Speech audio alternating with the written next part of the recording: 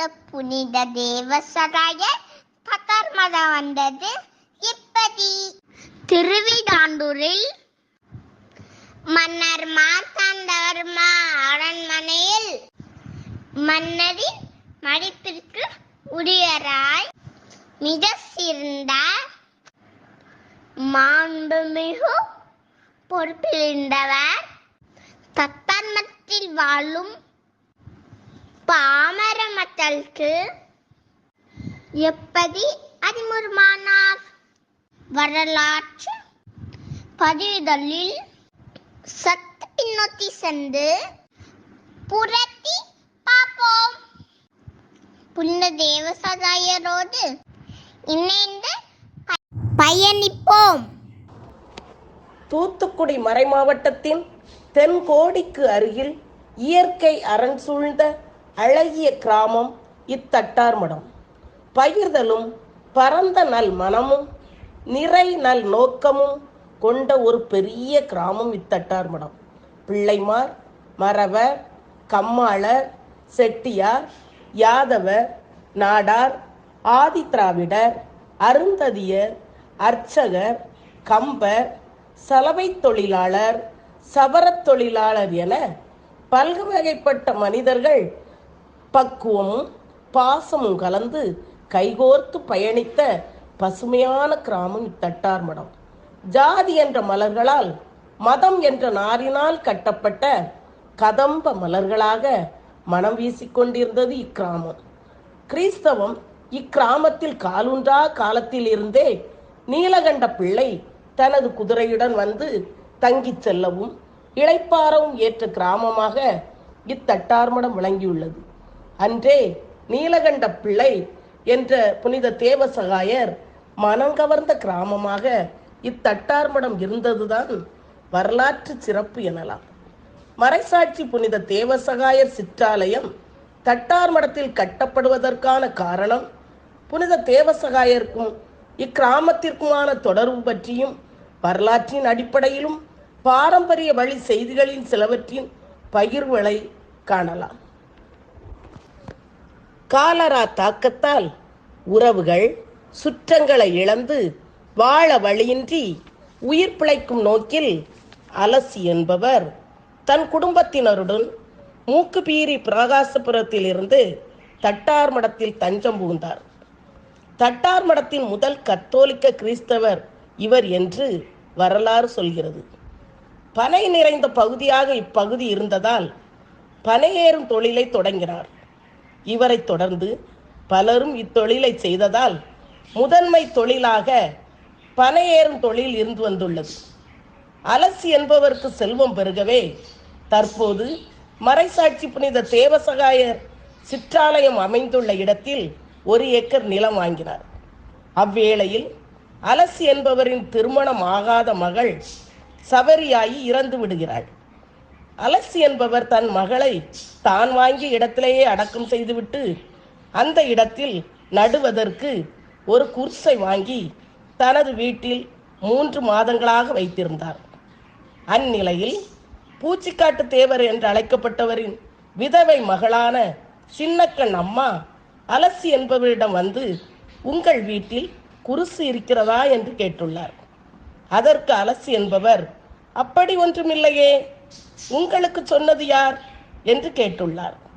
அதற்கு அந்த பெண் நேற்று இரவு எனது கனவில் வெள்ளை குதிரை மீது வீரர் ஒருவர் வந்து அவர்தான் காற்றாடி மலையில் தேவனுக்காக உயிர்விட்ட தேவ சகாயர் என்றும் நீங்கள் வைத்திருக்கும் குருசில் உள்ள பெயரை நீக்கிவிட்டு அதை நீர் வாங்கியுள்ள நிலத்தின் மேற்கு பகுதியில் உள்ள பெரிய உடைமரத்தின் கீழ் அந்த வீரர் சிலுவை அடையாளம் இட்டுள்ள இடத்தில் நட்டு அவர் நினைவாக ஒரு குருசடி அமைக்க சொன்னார் என்றாள். உடனே அலசி என்பவர் அப்பெண்ணுடன் சென்று உடைமரத்தின் கீழ் பார்த்தபோது அங்கே தரையில் சிலுவை அடையாளம் வரையப்பட்டிருப்பதைக் கண்டு இருவரும் ஆச்சரியப்பட்டனர். பின்னர் அலசி என்பவரும் சின்னக்கண் அம்மாளும் கொட்டு மேளத்துடனும் மாலையுடனும் குருசை ஏந்தி சென்று கனவில் தோன்றிய வீரர் குறிப்பிட்ட இடத்தில் குருசை நட்டனர். எண்ணெய் விளக்கும் ஏற்றி வைத்தனர். இச்செய்தி பக்கத்து ஊர்களுக்கும் பரவியது. மத வேறுபாடின்றி மக்கள் குருசை தரிசித்து செல்ல ஆரம்பித்தனர். 1778ஆம் ஆண்டு அலசி என்பவரும் அப்போது நிர்வாகத்தில் இருந்து வந்த புதுமை சபரிமுத்து என்பவரும் கோபுர குருசடி கட்டி அதன் மேல் குருசை வைத்து அதை உள்ளடக்கி ஒரு சிற்றாலயம் அமைத்தனர். கல்லால் ஒரு விளக்குத்தூண் ஒன்றும் அமைத்தனர். ஒரு நாள் இந்து மத சகோதரர் ஒருவர் கனவில் அதிகாரி போன்று ஒருவர் கல்தூண் விளக்கு பகுதியில் நின்று கொண்டிருந்திருக்கின்றார். அப்போது அந்த சகோதரர், ஏன் நின்று கொண்டிருக்கின்றீர்கள் என்று கேட்டதற்கு, உட்கார்வதற்கு ஒன்றும் இல்லையே என்று அதிகாரி கூறினாராம். கனவில் வந்தவர் புனித தேவசகாயர்தான் என்றறிந்த மக்கள் நாற்காலி ஒன்றை செய்து சிற்றாலயத்தில் வைத்துள்ளனர். இன்றும் ஒரு நாற்காலி குருசடியில் இருப்பதை காணலாம். அதே போன்று புனித தேவசகாயர் இளைப்பாரி விட்டு இத்தட்டார் மடத்தில் உள்ள கிணற்றில் நீராடி விட்டு செல்வது வழக்கம். அக்கிணறு எந்தவித வறட்சியிலும் வற்றா கிணறாக காட்சியளிக்கின்றது. குருசை நட்டு வழிபட்டு வந்த மக்கள் புனித தேவசகாயர் இளைப்பாறிய நேரத்தில் தனது குதிரையை கட்டிய வேப்ப மரத்தை வரலாற்று வழி அறிந்து அந்த மரத்தில் உள்ள இலைகளை நோய்வாய்ப்பட்டவர்கள் பறித்து அரைத்து உட்கொண்டும் உடம்பில் பூசியும் நலம் பெற்று சென்றனர். இன்றும் அந்த வேப்பமரம் பட்டுவிட்டாலும் அந்த இடத்தில் புதியதாக ஒரு வேப்பமரத்தை நட்டி அதன் இலைகளை நோய்வாய்ப்பட்ட மக்கள் உட்கொண்டும் உடம்பில் பூசியும் நலம் பெற்று வருகின்றனர். அது பாதுகாக்கப்பட்டு வருகின்றது. 1893 சொக்கன்குடியிருப்பை சார்ந்த சவரிமுத்து அண்ணாவியார் தேவசகாயம் பிள்ளை வரலாற்றை சங்கீத நாடகமாக எழுதி தட்டார்மடம் புதுமை சவரிமுத்து என்பவரிடம் கொடுத்து தட்டார்மடத்தின் பாதுகாவலி புனித அன்னம்மாள் திருவிழாவின் போது 4 நாட்கள் நடத்த ஏற்பாடு செய்துள்ளார். இன்றளவும் 2 ஆண்டுகளுக்கு ஒரு முறை மறைசாட்சி புனித தேவசகாயர் சங்கீத நாடகம் புனித அன்னம்மாள் திருவிழாவின் போது 10ஆம் திருவிழாவில் தொடங்கி 4 நாட்கள் நடைபெற்று வருகின்றது. புனித தேவசகாயர் நாடகத்தில் நடிக்கும் கதாபாத்திரங்கள் மட்டுமின்றி முன்னின்று நடத்துபவர்களும் அதில் கலந்து கொள்பவர்களும் என்று குடும்பத்துடன் 40 நாட்கள் விரதம் இருந்து இந்த நாடகத்தை நடத்தி வருவது வரலாற்றில் மிகச் சிறப்பு எனலாம். கிறிஸ்துமஸ், ஈஸ்டர் திருப்பலிக்கு முன்னும் மறைசாட்சி புனித தேவசகாயர் சங்கீத நாடகம் தொடங்கும் முதல் நாளிலும் தட்டார்மடம் பங்கு மக்கள் அனைவரும் மேள தாளத்துடன் மறைசாட்சி புனித தேவசகாயர் குருசடிக்கு சென்று மாலை அணிவித்து ஜெபித்த பின் திருப்பலியும் நாடகமும் தொடங்குவது என்று பாரம்பரிய வழக்கமாக இன்றளவும் தொடர்கின்றனர். அருளாளர் முத்திபேறு பட்டம் பெறுவதற்கு முன்னரே எம் முன்னோர்கள் புனித தேவசகாயரை வழிபடத் தொடங்கிவிட்டனர். துன்பங்களில் துவண்டு வறுமையில் உழன்று தீராத நோய்களில் சாத்தானின் பிடியில் சிக்கி தவிப்போருக்கும் திருமண தடை நீங்க பிள்ளை வரம் வேண்டி வரும் அனைவருக்கும் அபரிமிதமாய் வரங்களை வாரி வழங்கி வருகின்றார் மறைசாட்சி புனித தேவசகாயர்.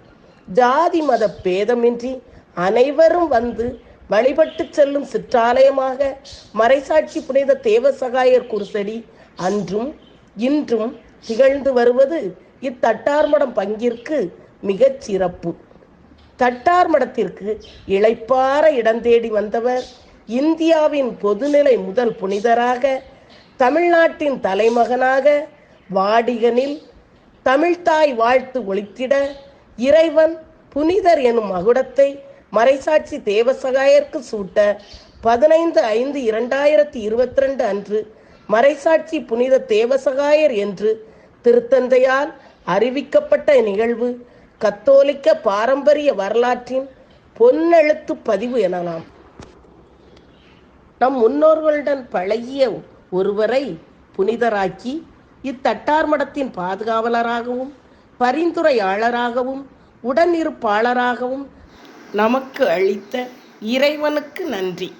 புனித தேவசகாயரை நம்பிக்கையோடு நாடி வருபவர்கள் வேண்டும் மரணல் பெற்று நன்றி காணிக்கையாக வெள்ளி கொலுசுகள் கொடிகள் தந்த சேந்தலை புனித தேவசகாயரின் சுபத்துக்கு அணிவித்து மகிழ்ந்தன. கொண்டே வரும் வேண்பர்களும் பெற்றவர்களும் தன்னந்தங்களை புனித தேவசகாயரின் வரலாற்று 4ஆம் நாள் நாடகத்தில் போது நாடக மேடையிலும் சித்தாளத்திலும் வைப்பெருமழக்கம்.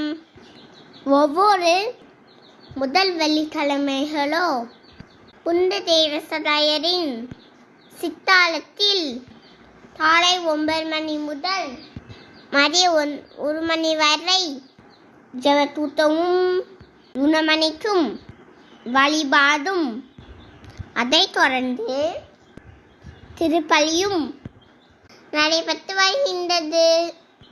மாதந்தோறும் தனி குடும்பமோ சொந்தங்கள் நண்பர்கள் இணைந்தோ நன்கொடைகள் வழங்கி ஜம்பமண்டி விருந்து இச்சிறிய கிராமத்தில் தொடர்ந்து நடத்தி வருவது புனித தேவசகாயரின் அருளால்தான் என்பதே மிக சரியானது. புனித தேவசகாயரை என் சாதவன் சொல்லும்